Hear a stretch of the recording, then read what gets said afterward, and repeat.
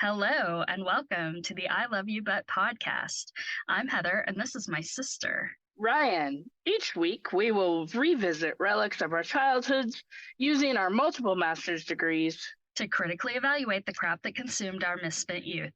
So join us. Sisters, latchkey kids, cuspers, and lazy feminists as we look back on our past to say, I love you, but...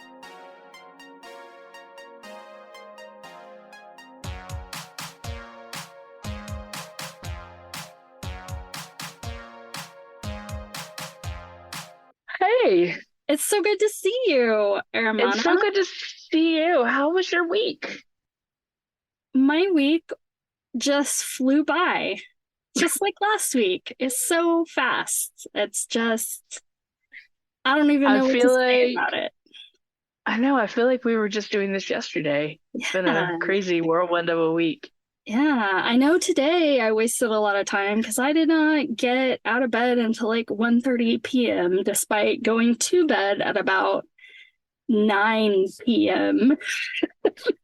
before. So I might have a sleeping sickness. I don't know. I don't think so. I did the same thing, but I didn't go to bed till probably about midnight. But then at like 9, I woke up with a really terrible headache. So I just went back to bed, like kind of a migraine, but not, So, yeah. Have you talked to anybody about this? Because you didn't used to get migraines, but you seem to get them now. This isn't a migraine. Like it's something that happens, I think, when I sleep. I think it happens when I doom scroll for too long. Before bed, because I did that, and I think I have that happened the last time too. Okay. And then like so society and reality just make you so sad that no, I think just staring at that tiny screen for still. I mean, it's like hours. Yeah. Oh yeah, which I haven't done in a while. Like I've gotten really better about it, but this week, so. The last couple of days, I've felt kind of not great about myself. And so. You want on social media?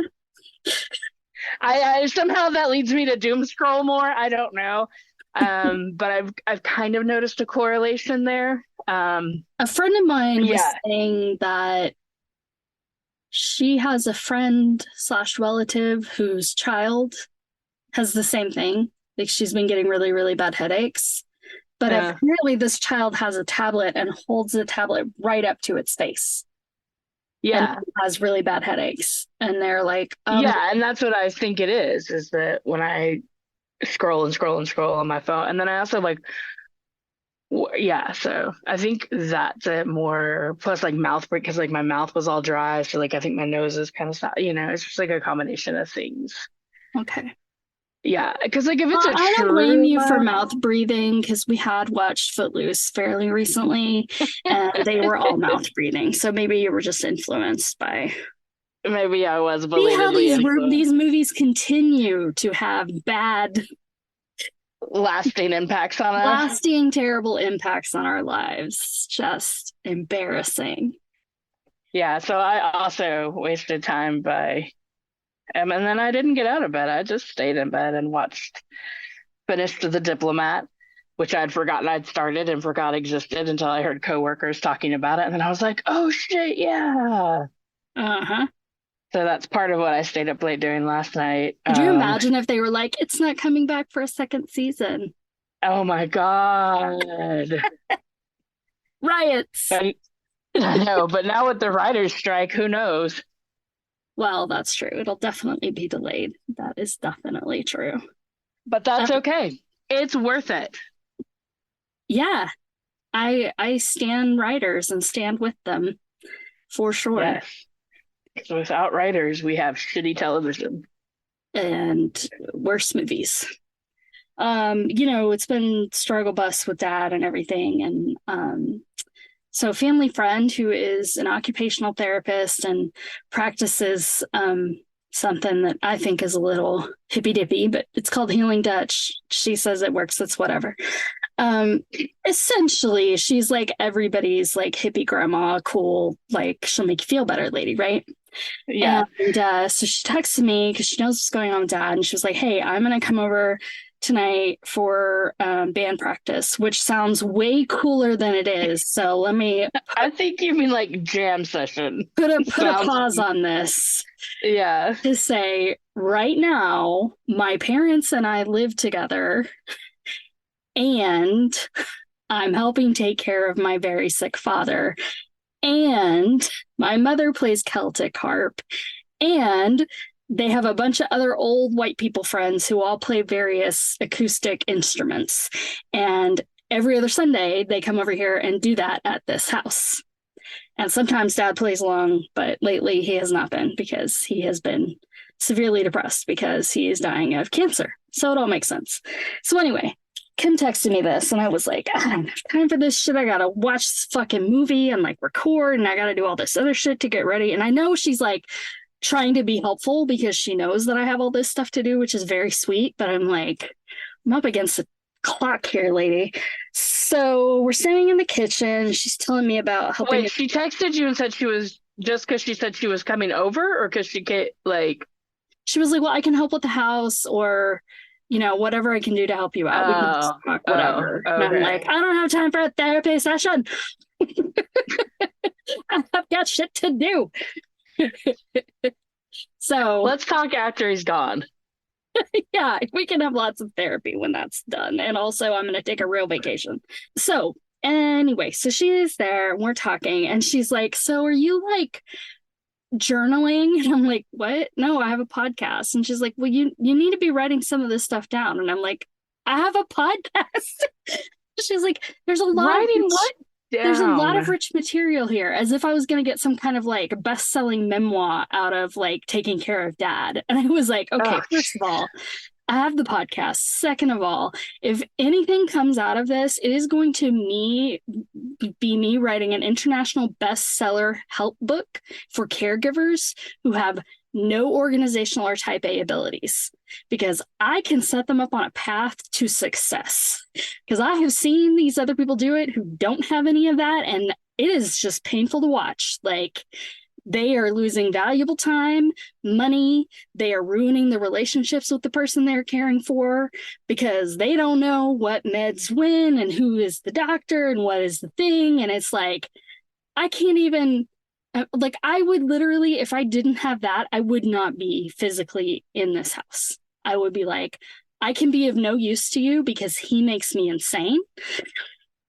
and so do And you. I have no organizational skills.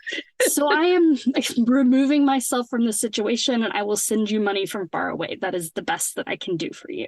But I'm very organized. So anyway. You're going to become like the Marie Kondo of children Caregiving. caring for their caregiving. Because none of us are going to have the money. Like, the next generation doesn't have the money to like take care of Nobody. them Yeah. Like, or we don't put even them have the money. somewhere. We don't have the money to take care of ourselves. How the fuck are we going to take care of these old ass people that won't die? Yeah, so Like, we're gonna go back to when you just had them in your house and took care of them. But like, most it's, people are already there. Yeah. yeah, and it's more complex than just here's a comfortable bed while we feed you whiskey until you die. Yeah, I mean, it can't Like, be like Charlie in the Chocolate Factory with the 4 grandparents incest bed in the middle of the room. Like, yeah, like, that shit doesn't fly anymore. Yeah, doctor's appointments and treatments and just insurance and bills and Yeah. yeah, you're gonna be the Marie Kondo for Generation Z caregivers. I mean, I feel like it's millennials. They're the Millennials, yeah, millennial caregivers. Yeah. So, cuspers, we're right there. Gen X already there. Elder millennials, you're next. Just depending on at what age your parents decided to family plan, quote unquote. Guess what? Ours didn't. Ever. Birth control babies right here. There's no family planning well, I guess they did family plan, it just failed. It was a failed plan. Yeah. Get on the pill. Yeah. That was the plan. 99% effective. That means they fucked a lot, Ryan Davis. That's what those statistics mean. I thought it meant that we are just truly exceptional. Face. That's how I'm choosing to take that. That means that we were just absolutely exceptional from mitosis, whatever that's That's going to called. be So our second piece of merch is going to say extremely exceptional from mitosis. That's our second. I love you, but merch. once those cells started dividing, Magic. maybe. Magic. I mean, you were so exceptional. You came out 2 months early. I had shit to do. I had to get You out had there. shit to do. I, on the other hand, had nothing to do. Fuck all to do. And so I hung out for another 3 weeks. You were like, I can hear somebody really bossy out there. I think she's going to handle this. I'll just chill. I like sleeping. Mm. And then my kid did it to me. That's the circle of life. I know, but I evicted his ass. That's right. Like, get out of here. So, speaking of our childhood without planning, what did you think of the rated R movie Beverly Hills Cop from 1984 that we definitely watched way a lot when we were very, very young? Uh-huh. Do you remember? Okay, so hold on. Like, I want to say, like, I don't know if I thought that other people's families did this, but I know at some point along the way I realized that, like, mom and dad, because, like, people will talk about, like, what was your favorite kids show and your favorite cartoon, and, like, we had some cartoons, but there's, like, so many kids shows that I'm just like, yeah, we didn't really watch that. Like, and if you look at our list, most of it is adult television and movies, and it's like our parents really were just like, fuck y'all's kid shit, I'm watching what I want to watch.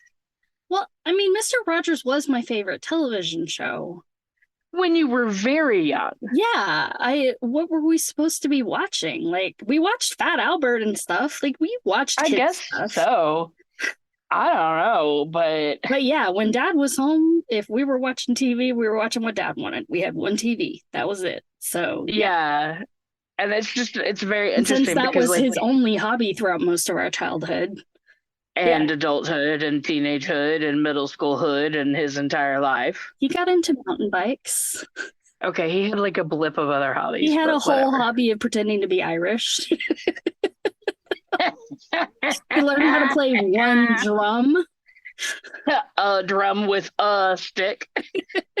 It's just interesting to juxtapose my own now as a parent, where it's like I literally can't, like, I'm never watching what I want to watch. Like, one night a week I watch what I want to watch. I feel like that is true because you allow that to be true.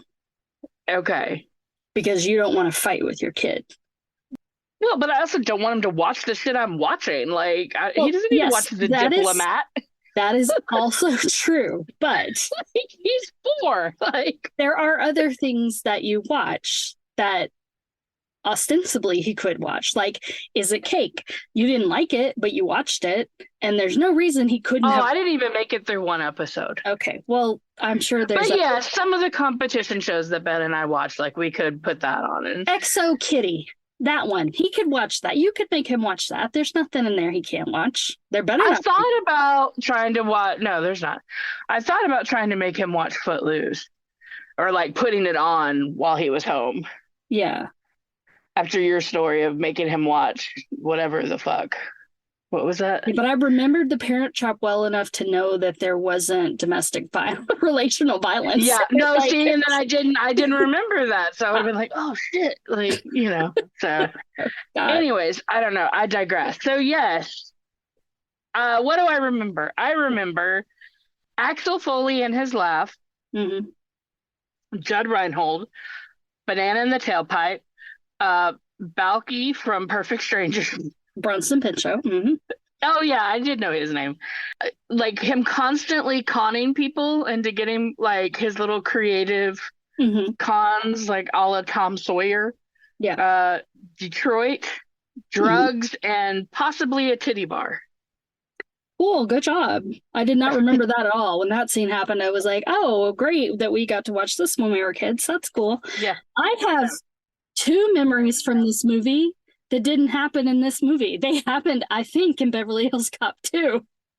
Or 3. I don't feel like we watched 3 that much, but I feel like hopefully it was in 2. There was something with an aquarium, maybe like burying something in an aquarium, and then Oh yeah, that was in 2. there was Monique and Unique. And I feel like that must have been in 2 because it definitely was not in this. Yeah, But it might have been in another. The aquarium was the Judd Reinhold's turtles tank. Yeah. So anyway, but then they used the light to like do a magic trick. He did more like MacGyver-y stuff in part 2. Yeah, there was like a thumbprint or something, right?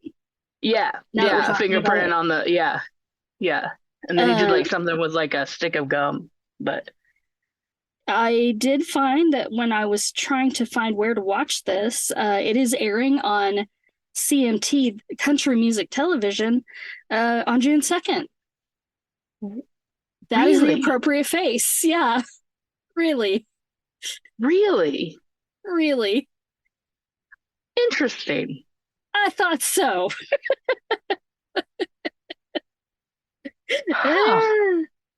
Now, looking online, it's a little bit of a fish out of water, but most people refer to this as a buddy movie. To me, this is a buddy threesome movie. Like, yeah. I'm sorry. This is a buddy throuple. Yeah, it's the bickering old man couple, like the old man young man couple, and then Murphy. That's a threesome, a throuple, as you will. So, kind of harkening back to, oh wait, one moment. Synopsis. We keep forgetting to do this. So, if somehow you've missed worldwide smash Beverly Hills Cop your entire life, the synopsis is Axel Foley is a Detroit police officer who likes to not follow the rules but get the job done. After seeing his best, very good friend executed outside of his apartment, he decides to take a quote-unquote vacation to go to Beverly Hills to investigate the death of said friend. Hijinks ensue. I laughed really hard at the kid spraying milk out of his nose. I know. I loved the like, this is Detroit. It was like real fucking Detroit. Like, and not only was it real Detroit, the director and DP and whoever else was with them, the second unit, had an off-duty cop with them. And when they went to the area where the kid was spraying the milk out of his nose, it was quote unquote the projects. And the cop said it was too dangerous and he would not escort them in. I guess because he was afraid of a kid spewing milk out of his nose. Milk on him? Looked real dangerous in the middle of the day, man. Like, whew. Wow. America's finest. It's the same thing. If you go to Watts in the middle of the day, like, it's a neighborhood. Like, you're going to be in a neighborhood. There's going to be families. Yeah. That's what's going to happen. Like, it's Wait, go to where? Watts, South Central LA. Oh.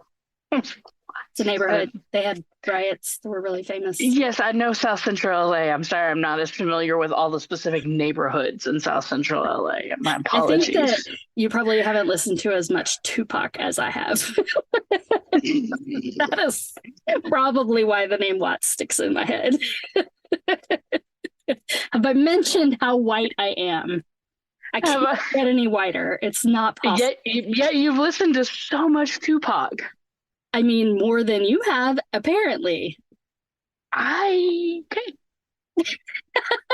Apparently, we're going to be very combative with each other in this episode. I really wish we wouldn't. Can we start over? Can we do like no, we're fine. Beverly Hills Cop buddies do and get on the same we're side? good. Yeah. Okay. It's another great soundtrack, this movie. Yeah, it's true. It's true. Yeah. There was a whole lot of improvisation in this. And I think probably my favorite one was right at the very beginning when Axel's undercover and he's trying to offload a truck full of stolen cigarettes and says, "This is the very popular cigarette with children." Oh my God, yes. And our grandmother. That was her brand. Yeah. Probably true in the 80s. Yes. I just like, I don't know, like it was hard to write stuff down because most of the stuff about this movie is just his lines. It's just him, you Yeah. know? Like Yeah. the enjoyable stuff, it's just like just laughing at the shit he says, you Yeah. know? I mean, most of the stuff I wrote down is like I wrote Paul Reiser is great.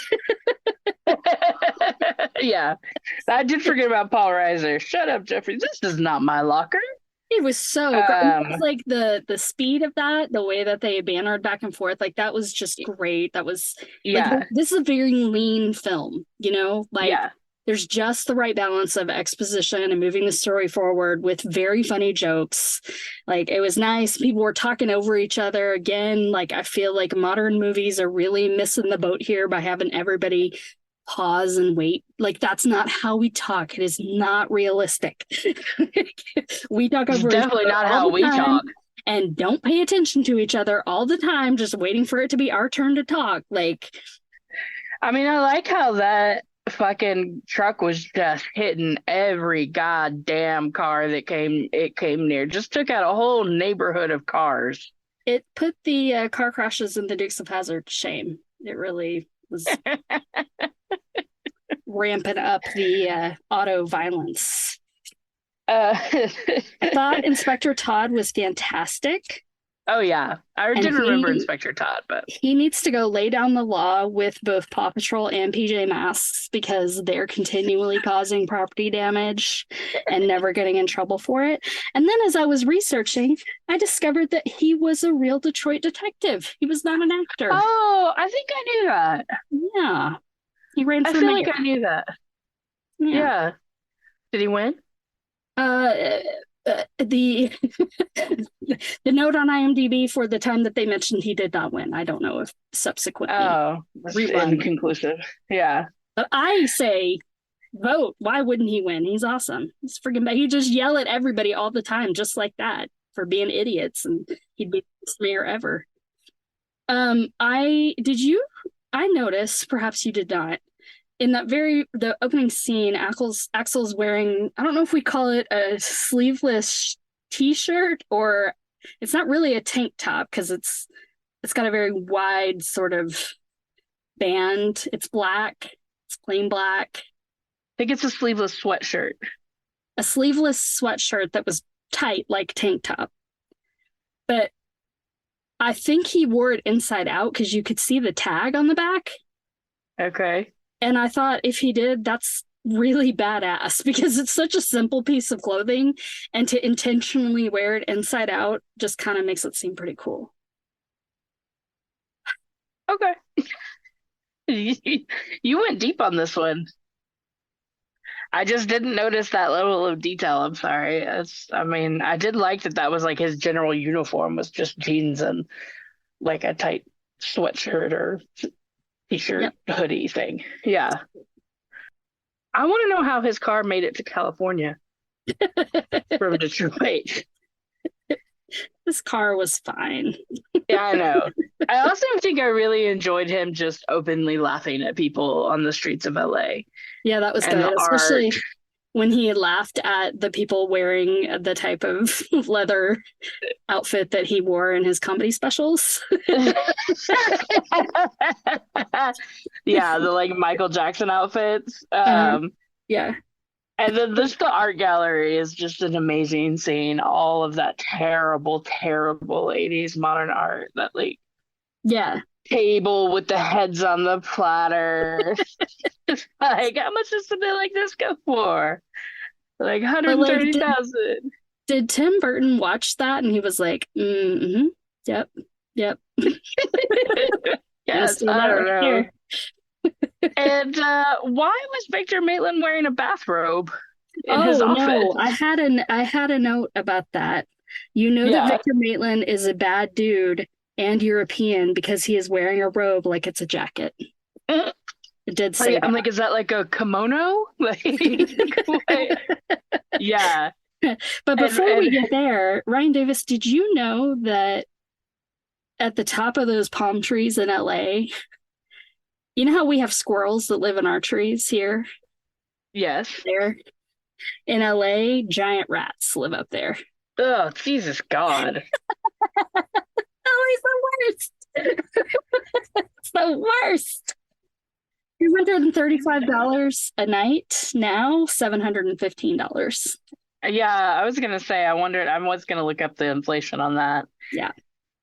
Because like that's like a Holiday Inn price right now, Yeah, I $235 a night, or like a Hilton maybe. like a Memorial Day price for a 2-star hotel at this point. Yeah.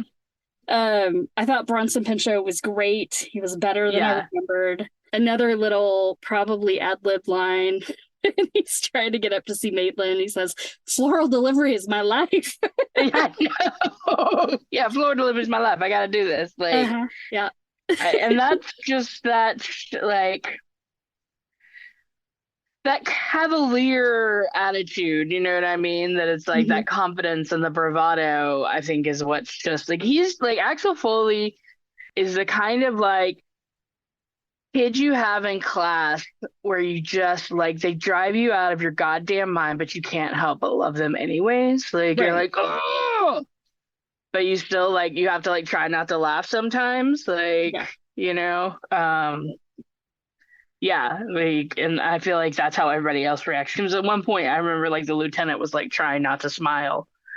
Well, apparently there's a whole bunch of scenes where a lot of them were trying not to break because he was just going off and like improvising things, and they were trying really hard not to laugh.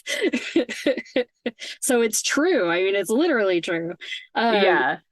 I did wonder, just kind of going back to the movie itself, how or why were those glass cube walls ever popular? Like, right? Because they had them in Footloose too, like in the bathroom. And there's to me that's so iconic to 80s architecture. But like, why? Like, I feel like somebody had a bunch of those in some warehouse, and they were like, "Man, I gotta figure out a way to like sell these." Oh, I know. I'll make them cool in a movie. But they were everywhere. Cool. Like I even looked. Yeah, like I looked at a house on Zillow today where it's like part of the front of the house is this like curved glass square brick wall. No, I don't know. We should ask Uncle Eddie about that. We should. I mean, I could just Google it, but I don't care that much. Yeah, but something to talk about. Very excited when I realized that the henchman was Mike from Breaking Bad. I was like, yeah. Okay, I was like, this guy looks so familiar. Like, I swear he's been the bad guy in like fucking everything. Well, he was, but the main thing I know him from is being Mike in Breaking Bad. So that made me, I was like, oh. Speaking of people that were in other things, did you catch the police chief? I mean, I did. I don't know who he was. I'm almost positive he was the dad in Arthur. Oh, okay. That makes sense. I didn't look it up. I had a note about him because it was toward the end. Oh, and my question was, how is the Beverly Hills chief of police incorruptible? It's just such bullshit. Like, we do things by the book here. I know. I thought that was really funny. How did he say that line with a straight face? Like, no. No. Have you seen LA Confidential? Yeah. Have you ever heard of anything about the LA police ever? Like, they started in corruption and they're the fucking worst. Sorry about it. It seemed extreme and wasteful to throw Axel through that window. Why would you throw someone through a window? I mean, I guess it makes sense then when you hear the like report that they make about him is that he like was breaking shit and then ran through the window. But also, who's gonna run through a window when there's a fucking door right there? Like, right. And his behavior was in no way like, like don't. That's like a big dick move, right? Like I have so much money, I'm gonna throw you through this window, and it's no skin off my nose. Our boss has so much money that he has enough henchmen that we can all carry you. Have one extra, have one leading the way, and throw your ass through a window. and get you arrested for disturbing the peace. Did you like his line about what happens if you get thrown out of a moving car? Jaywalking? Yeah, that was funny. And then I liked it when they were getting him out of the cell, and he's like, "I ordered some pizza." I guess somebody else liked it. I've never been in this cell with a phone before. You mind if I hang out a bit? I mean, that to me is what makes this movie enjoyable. Like, Yeah. there's no like Yeah. deeper commentary, No, there's really not. It's just like, I'm gonna go get revenge on the dude that killed my friend. Like, there doesn't. Yeah, like, I mean, even the plot's not like it's just Eddie Murphy. It's like that's what makes this enjoyable. Yeah, it's funny to me that because they considered a bunch of people for this role, and I'm like, no, like if this movie starred anyone else, like it wouldn't work. Loose, if this movie starred anyone else, I would never have watched it again. Like, I can't imagine anyone in this being that funny. Like, I know they considered Richard Pryor, so maybe, but I also know he tended to be way raunchy, so like they would have had to scale that back. Yeah. I did laugh a lot at the computers, but while I was laughing at the computers, I was also remembering like The Wire and how they barely had computers, and it was set in the early 2000s. So like, I really shouldn't. I guess that was like state of the art. Like, they were really trying to show off like how fancy pants. And I think I think because he even makes the point of that, right? Like, he's like, this is the nicest cop car I've ever been in, right? And even if you like the cop cars in the beginning in Detroit, with their like, I mean, they look so old and like 70s, whereas like the LA cop cars look like more kind of modernized, and like the precincts, I don't remember seeing any computers in the Detroit police office. Right. And everything was like really spaced out and really clean. They had plants on there. I mean, they did a really good job of like making it not so subtle. But I know too, they weren't, I mean, they considered a whole bunch of white guys for Axel's role. And then when Eddie Murphy came in, he ad-libbed and improv so much that a lot of the race stuff that was there was never planned. And the studio wanted the director to take some of it out, but he was like, no, like if he hadn't done anything about race, it would have been weird as shit and totally inauthentic. Like, he had to at least say something at some point. Like, like, how is it that a black man dressed like me came in here and nobody stopped and said anything? Right, exactly. Yeah. So crazy. Also, I love okay, banana and tailpipe. All right. So, but hilarious, the prank being like sending room service down to people who are tailing you. Hilarious in and of itself. My whole childhood, I was like, is it true? What happens if you put a banana in tailpipe? And I just forgot about it. And then today I was like, oh, I can Google it. Google it. I can finally know the answer. I'm really glad that as a child I didn't actually try it, because that seems like some shit I would have done. We 100% put a potato on somebody's tailpipe one time. Which I'm glad to know now. It just means that there's no fresh air coming in, so the motor stops. It doesn't actually cause any like permanent. It doesn't do any damage. No, it's like a combustion thing. Knowing now about the vandalism that we did. As I learned from Blaze, you have to have combustion to make your engine go. Oh, okay. Yeah, you're right. That's watching television with my child. Yeah, so there's no combustion. You probably know way more about science than you ever learned from school, just from children's television that you watch now. Like, yes.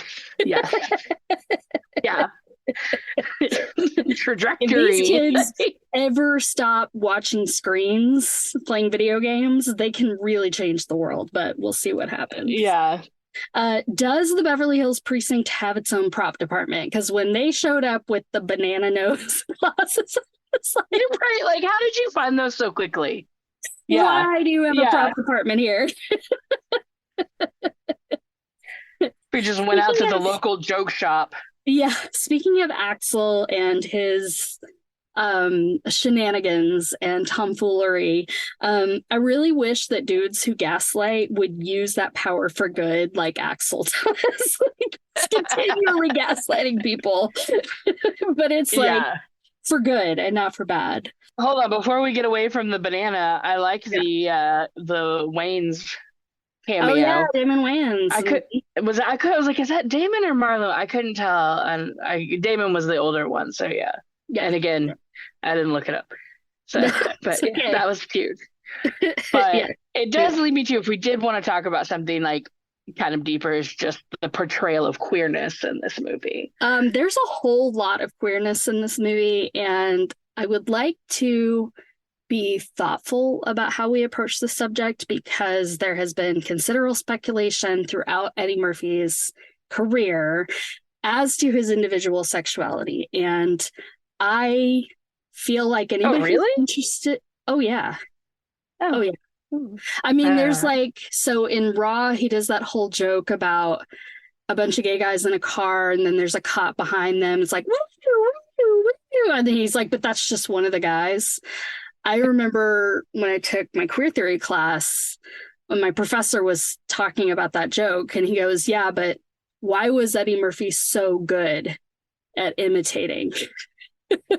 So I was like, that's a fair question. So I don't really want to get into it in that sense, but I do think that in this movie, there really is a lot of queerness. So, like, yeah. the part where he gets tortured, you know, if you think about torture scenes in movies, there's like just on the razor edge of sexual, especially when they make it personal, right?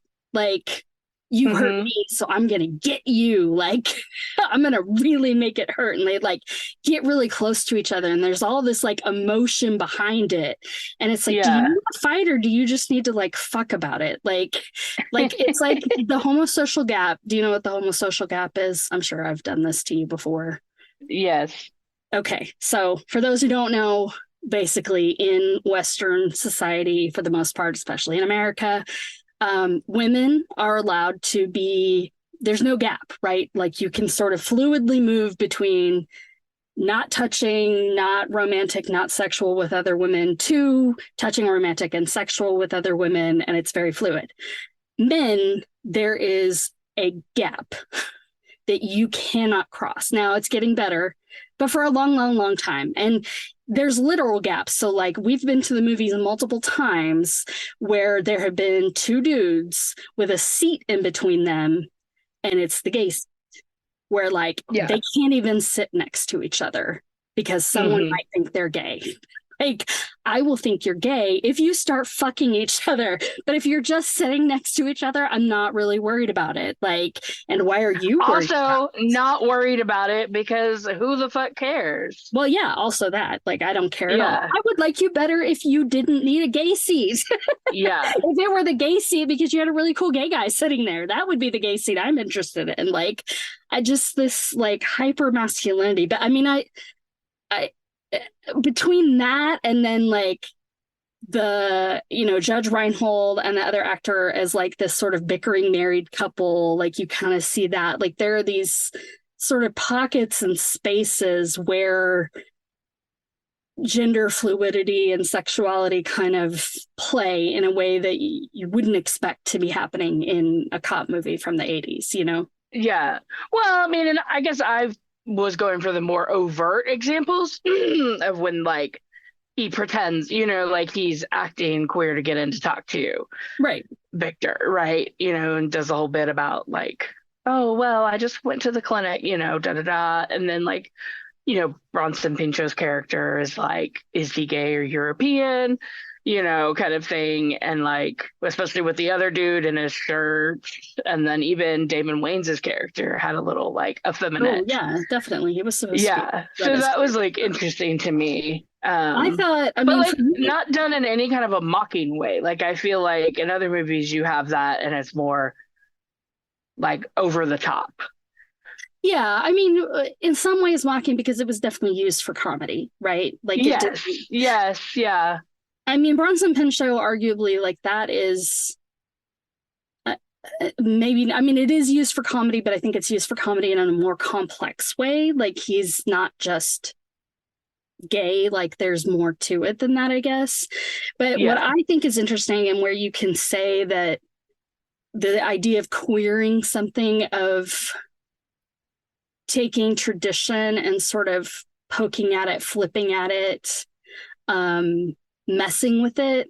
That's really what Axel does the whole time, you know? Like when he knows that if he drops the N word at that hotel, that what's going to happen, like the white guilt and the white, oh no, is going to immediately happen. So he knows so well the tropes of behavior and how people are going to respond that he can use that to say outrageous things. Like he knows if he pretends to be the gay lover of this rich guy and says something about an STD, that maitre d' is going to be like, nope, you go. I'm not going to say that. Like it's to me, like to me, that's really interesting because you know it's not like a normal like trickster, mischievous kind of thing to do. It's sort of coming from that.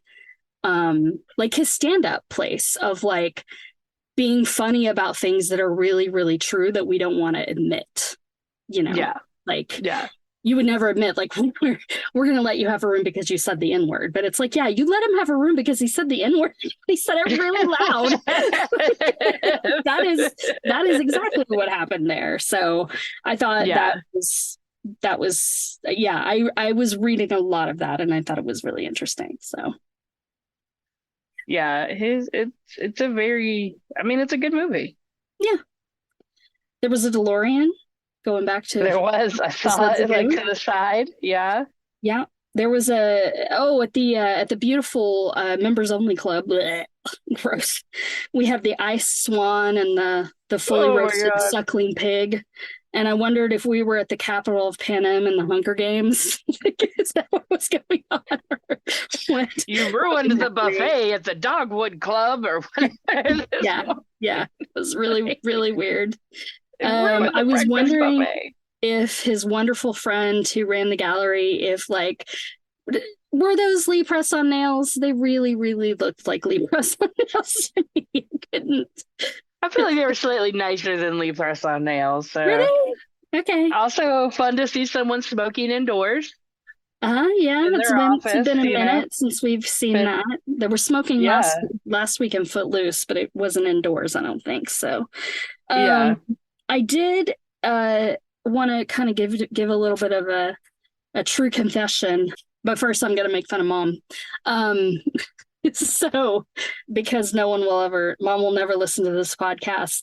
Evidently, the first time Mom experienced any kind of sexual gratification, it did not have anything to do with anyone touching her at all.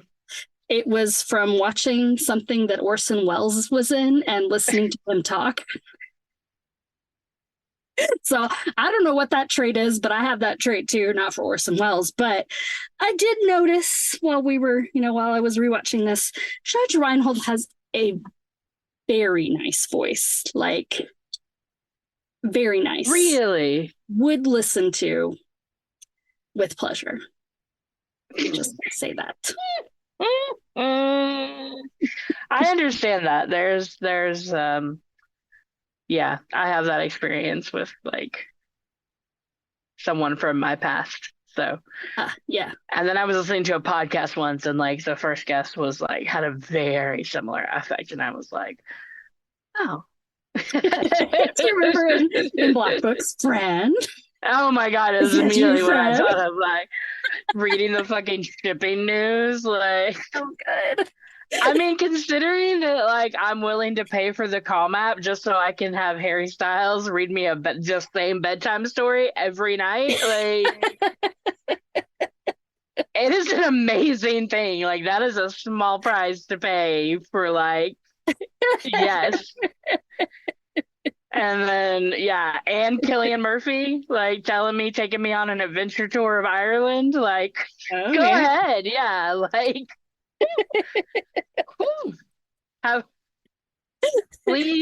can I please send the Calm app a list of names like Tom Huddleston reading Winnie the Pooh? Yes, thank you. I don't care.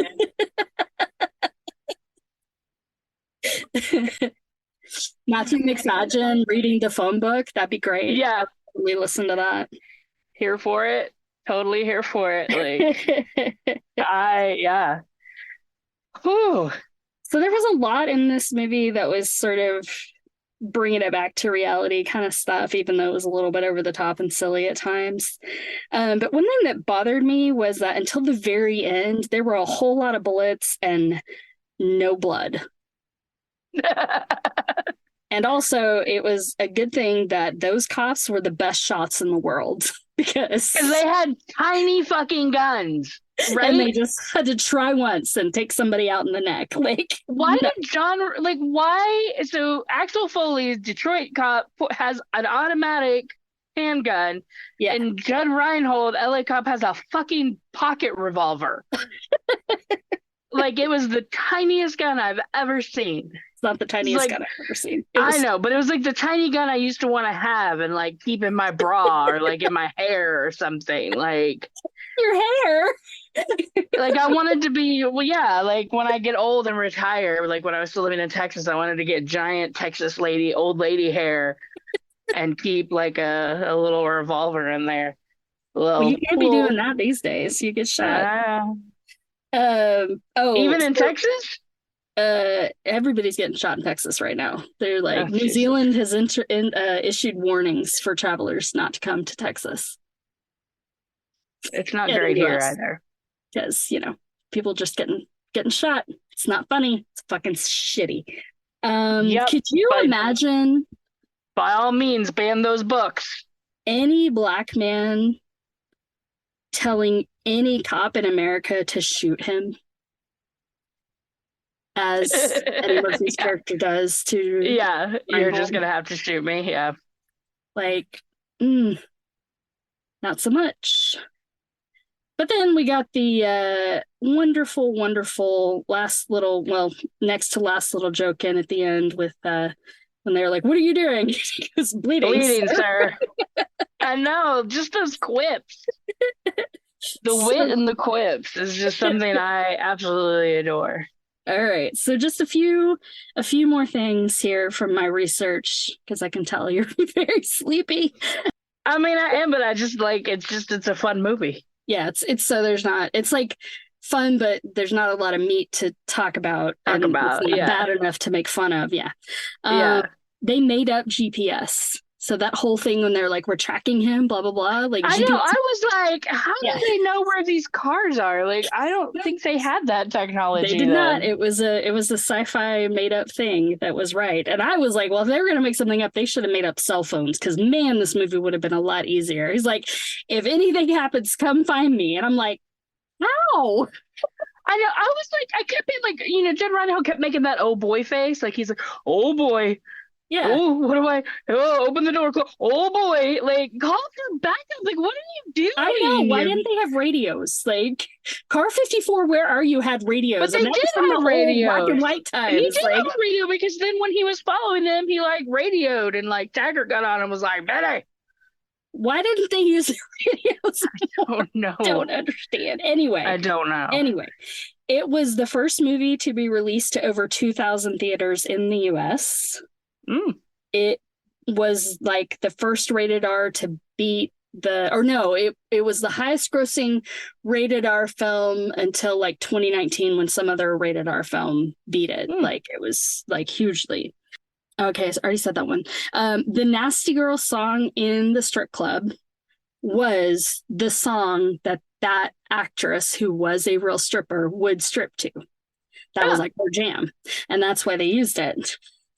And unsurprisingly, it was authentic. Unsurprisingly, if you revisit the lyrics, Prince wrote that song, which I should have known as those lyrics were coming across the screen on my closed caption, because that song is nasty.